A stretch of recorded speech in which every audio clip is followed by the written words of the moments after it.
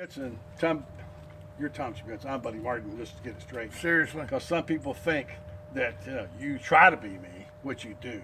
By the way, the hat looks pretty good, I must say. It looks pretty good. You got the Bradshaw hat you're rocking there, too. I have to get one of those, look more like you and be like you. You're so hot right now with stuff going on. Hey, we're coming off of a weekend where we saw a terrific football game. I mean, top-notch football game. And you as a guy who is a defensive guy, you got to love the way that game ended. What I call the greatest walk-off goal line stand I've ever seen in college football. It was a good goal line stand. It was one of those things where you just were tensed up. I'm watching it on TV, wringing my hands. I was so tense. But you probably were more tense than anybody else because aren't you the guy that said they were going to get blown out, that Florida was going to get blown? Didn't it blown out, I believe? No, I didn't say the word, but let's get back to that in a minute. Here's the thing about this game. So much riding on one play.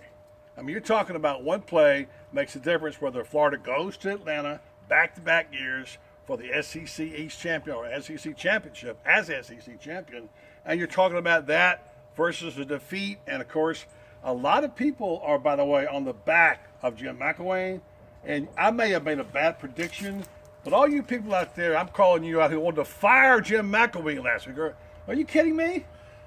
Let's get back to your prediction, pal. Okay? Twitter was on fire. I'm trying to be Paul positive, Feinbaum, and you're trying to You made a statement on Paul Feinbaum. Then the Gators were going to get blown out. How'd that work for you? I said I fear the possibility. Tom, you know yourself, there were 2 touchdown underdogs. Even Vegas says this team is so beat up, 7 starters out. The possibility existed of a blowout.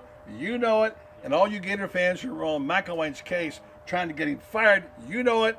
I'm just saying it was a terrific win, a sweet victory for a coach who was in battle. Did you see him after the game? Very emotional. Very emotional. And taking not so subtle shots at the game being moved. And the Gator fans. Yeah. And by the way, I had a little chat with Jeremy Foley. Just a little text. I can't give you the context, but think Joe Oliva, okay? Yeah, it was I like McElwain's comments at the end of the game when the emotion was still there. And he said, this is just a ball game.